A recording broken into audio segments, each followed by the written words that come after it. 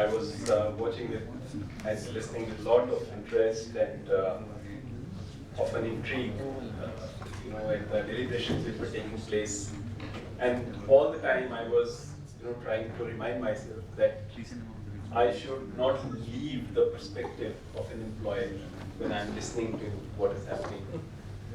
And if I was to ask a very simple question to all the various institutes which are present here, that how many of the institutes internally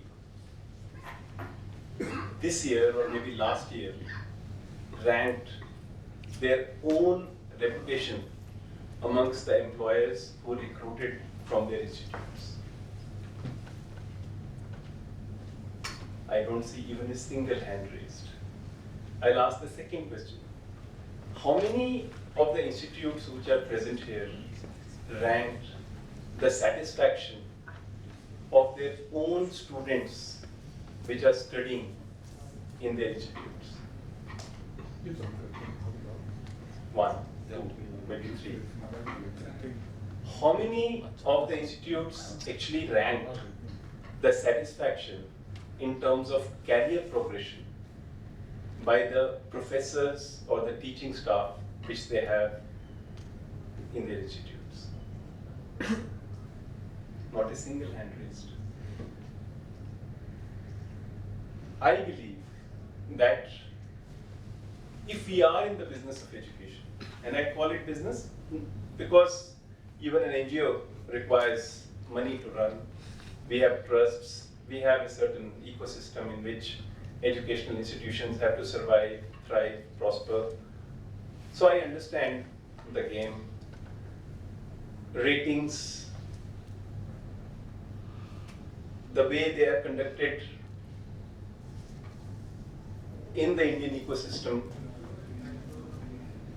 If we were to simply ask in, say, Jaipur or in Mumbai, there are certain standards which are laid down for the restaurants, and they comply with them. But if the government was to come out with a ranking of the restaurants and suggest which restaurant you should go and eat in, would you go by that ranking? Probably not. But when Times Now or Times Food Guide comes up with a ranking, you obviously go there because you feel that maybe Times of India, as a good institution, would have done a better survey in terms of what kind of food is being served, and maybe they had food satisfaction surveys amongst the people who eat there. Because inherent in us is a dislike or maybe a disbelief on whatever the government does, rightly, wrongly. We'll go into that a little later in my deliberations. And we believe a private institute will do a good job. But most of these food guide awards also are because of other considerations than the survey or the feedback from the users or the people who eat at those restaurants. Ratings, whether by the government or ratings by the various publications or online, portals today, are a big racket. To call a spade. Magazines today are rating without even understanding what they are rating. They are simply publishing those ratings because they have good circulation figures. They are publishing because they get huge amount of advertisements. If an India Today is 100 pages on a normal, edition, the day or the edition in which there is a ranking of educational institutions, it is 300 pages. And they will also, like my speech's impact, although it's not a paid one, but they will also have an impact feature in, the various editions or various supplements so and so. So one advertisement is there and one interview of a director is there, or some dean is there.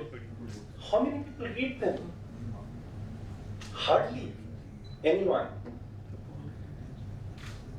When we look at a traffic policeman at the airport, T3 or maybe T2, T1, Chhatrapati Shivaji, international airport, and that guy is just whistling away or showing the danda or saying like this, pass, pass, pass, pass. He's doing a job, and he believes, waving his hand or whistling is his job.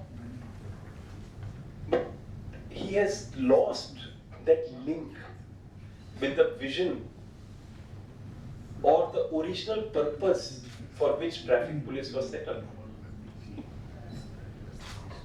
It was supposed to regulate the traffic in such a way that inconvenience to the user on the roads or the rail or wherever the user is should be the least.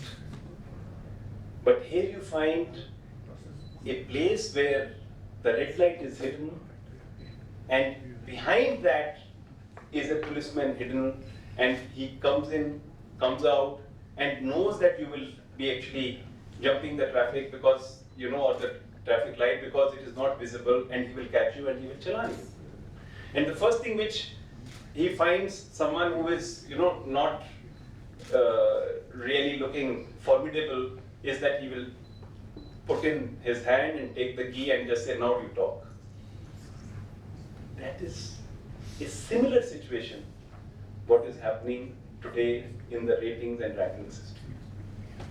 The purpose of all accreditation or ranking is ultimately to improve our procedures. It is to improve our ways of working. It is to improve our results.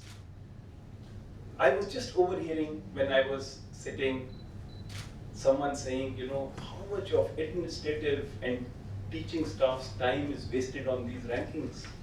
And on top of it, the people who are interested with this job of filling these forms for rankings are not competent to fill because they don't have the full idea about what the institute is doing.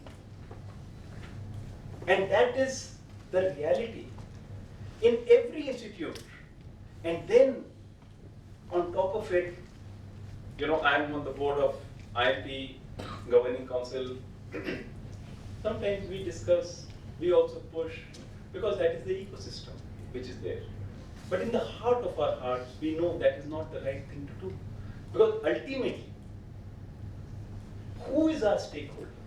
The student who comes in, the teaching staff which is there, and the people who employ.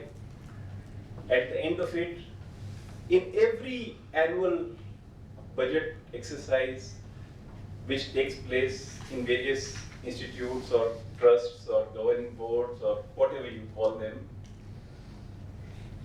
how much CAT percentile cutoff is there? What is the average mean salary, minimum, maximum, and where will you take it forward next year? Can you raise the CAT percentile cutoff for XYZ by 5 percentage points, 2 percentage points? And I have seen the products, recruited people from the best of institutes. Number one, number two, number three. Believe me, the product which is being churned out in India today